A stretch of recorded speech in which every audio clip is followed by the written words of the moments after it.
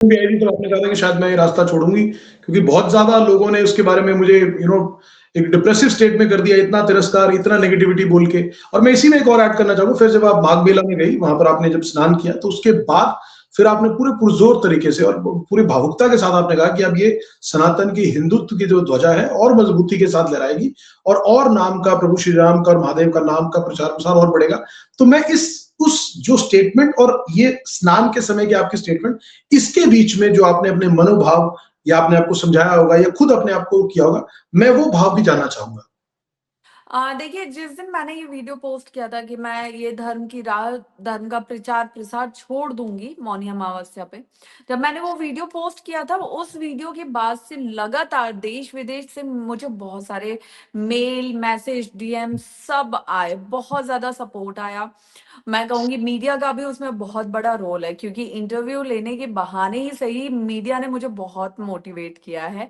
और हुँ, उसके साथ ही नारी शक्ति बहुत ज़्यादा मेरे सपोर्ट में आई, युवा भी बहुत सारे सपोर्ट में आए, और कहीं न कहीं एक जो मैं मार्गदर्शन मिस कर रही थी अपने साधु संतों से, तो कुछ संत भी बैक सपोर्ट में आए। और उसके बाद जब मैंने चीज़ों को समझा, तब मुझे एक चीज़ मुझे किसी ने बोला था कि कुछ ऐसी बातें होती ना जो हमारे मन में घर कर जाती हैं। एक बात जो हुँ, एक व्यक्ति ने मुझसे पूछी थी कि दीदी, आज सोचिए कि आप किसी पद पे हो, आपको लोग जानते हैं, आप अपनी आवाज़ उठा सकते हो, तब अगर आप बैक आउट कर रहे हो, तो कल एक साधारण लड़की जिसको कोई नहीं जानता, जब वो धर्म से हुँ, जुड़ने आएगी, उसके साथ कुछ होगा, तो वो तो आपकी तरह हताश होके चली जाएगी, या हो सकता है उसके साथ कुछ और बुरा हो, तब आप क्या करोगे? तो मेरे मन में हुँ, वो बात घर कर गई। फिर एक किसी ने बोला कि आज यहाँ पे ठीक है, यहाँ विरोध ज़्यादा हो रहा है, बहुत कुछ सुनने को मिल रहा है, लेकिन कम से कम खुद में तसल्ली है कि हम जो कर रहे हैं, वो सही कर रहे हैं। हुँ, धीरे-धीरे ईश्वर साथ देगा, सब साथ में आएँगे, तुम हिम्मत रखो, क्योंकि तुम नारी हो। और वहाँ से मेरी हिम्मत बनना शुरू हुई कि नहीं, शायद अब ईश्वर ने मुझे चयन किया है मेरा, ईश्वर ने मुझे जिस रथ पे बिठाया था, वहीं से ईश्वर ने मेरी, कहते हैं ना कि किस्मत लिख दी थी, तकदीर लिख दी थी कि तुमको इसी रास्ते पे आगे बढ़ना है। तो अब हम जो भी विरोध आएँगे, जो भी चीज़ें होंगी, हम उनको सहेंगे, थोड़ा-सा ढीठ बन के, थोड़ा बेशर्म बन के, लेकिन इस आवाज़ को अब दबने नहीं देंगे, इस आवाज़ को अब बहुत बुलंदी के साथ ऊपर लेके जाएँगे, और धर्म की ध्वजा के लिए अब 4 गुनी स्पीड से हम काम करेंगे।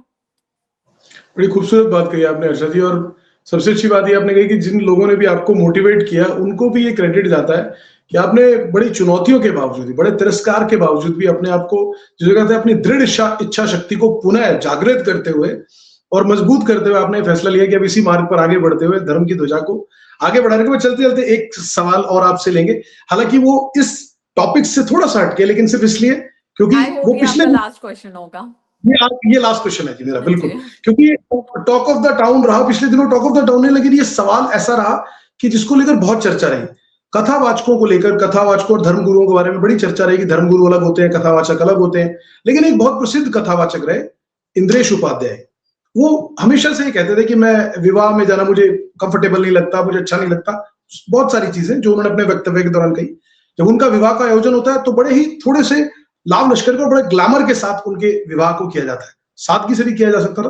उसको भी दो तरह के पार्ट में लोगों ने देखा। कुछ ने कहा कि भाई वो उनका निजी जीवन है तो निजी जीवन में कर सकते हैं, उसके लिए कोई आपत्ति नहीं होना चाहिए, क्योंकि सोशल मीडिया पे लोग इसलिए बात रख देते हैं क्योंकि उनको लगता है कि हमारा अधिकार है, हम किसी के लिए कुछ भी बोल सकते हैं, कुछ भी ट्रोल कर सकते हैं।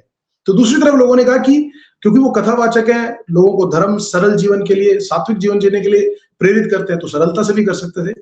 हर्षा रिछारिया जी का इस पर क्या वक्तव्य है? मुझे एक बात नहीं समझ में आती है कि हम किसी की निजी जिंदगी में, निजी जीवन में क्यों इतना घुसते हैं? हमको क्यों इतना शौक रहता है? मतलब ये जो कुछ लोग हैं, जिनको हम ट्रोलर्स कहें या हेटर्स कहें, क्यों आपको किसी की लाइफ में इतना घुसना है? अपनी लाइफ का अपना अकाउंट प्राइवेट करके दूसरे के पब्लिक अकाउंट में आप बिल्कुल घुसे जाते हो, जो नहीं भी आपको जानना, आप वहां भी जानना चाहते हो। ये बहुत अजीब बात है। आपको लगता है आपके घर की बीवी, बहू, बहन सब घूंघट में रहे, लेकिन सामने वाले का आपको सब पता हो, ये बहुत गलत बात है। तो मैं हम्म। ये हक नहीं रखती हूँ, मैं किसी की भी निजी जीवन में मैं कभी बात नहीं करना चाहती हूँ। लेकिन मुझे इनके बारे में इसलिए बात करनी होगी, क्योंकि हमको गलत के खिलाफ बोलना होगा। तो उन्होंने अपनी कथा से बोला कि मैं बहुत शाय और रिज़र्व नेचर का हूँ, मैं कल को अपनी भी शादी में कैसे जाऊँगा मुझे नहीं पता। लेकिन उसका मतलब ये नहीं कि उन्होंने ये बोला था कि वो शादी नहीं करेंगे, पहली चीज़। दूसरी चीज़ कि उनको कैसे शादी करना है ये हम साइड में करते हैं, लेकिन हमारे माता-पिता की हमसे बहुत उम्मीदें होती हैं। उनको लगता है कि जब हमारा बेटा या बेटी की शादी होगी तो हम अपने ये सपने पूरे करेंगे। तो माता-पिता कई बार और इंद्रेश जी की शादी में, उनकी शादी में उनके माता-पिता के ही आप सपनों को पूरा होते हुए देखे, क्योंकि ये सबसे ज़्यादा खुशी, सबसे ज़्यादा चमक जो रही है वो माता-पिता के चेहरे पे रही है। तो ये सब जो हुआ है वो उनके माता-पिता के सपने थे जिन्होंने उनको साकार किया, और उनका पूरा हक है कि अपने बेटे की शादी में क्या करना है, क्या नहीं करना है, ये वो पूरी तरह आज़ाद हैं तय करने के लिए।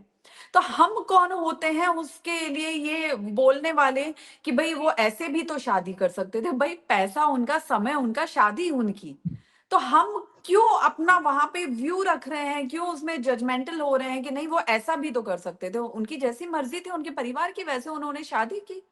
बहुत ईज़ी सी चीज़ है ये। लोगों ने सिर्फ सवाल इसलिए पूछा क्योंकि वो कथा में, अपनी कथाओं में इस तरह की बात करते और जिस जीवन को जीना के लिए प्रेरित करते थे, सिर्फ इसलिए था। और मैं आपकी बात से सहमत हूँ कि देखिए उनका और निजी दूसरी जीवन था, चीज़, निजी सॉरी विचार मैं था। आपका एक क्वेश्चन भूल गई थी। जी, कथावाचक और संत जो होते हैं ना, ये दोनों धर्मगुरु, अलग हैं। ठीक जी, है।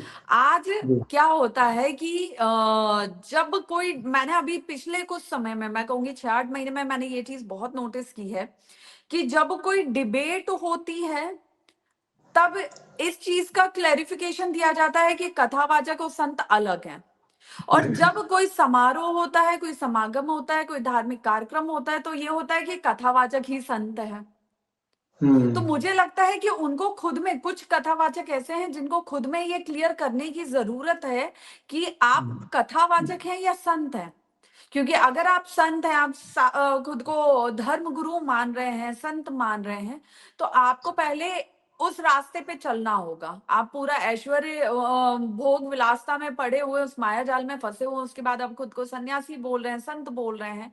तो कथावाचक अलग होते हैं, संत अलग होते हैं। संत की एक दीक्षा शिक्षा होती है जिसको वो जीवन पर्यंत कर रहे होते हैं, और कथावाचक सिर्फ अपनी कथाओं के माध्यम से जितना लोगों को समझा सकते हैं कथा करके, वो उस पे ध्यान देते हैं।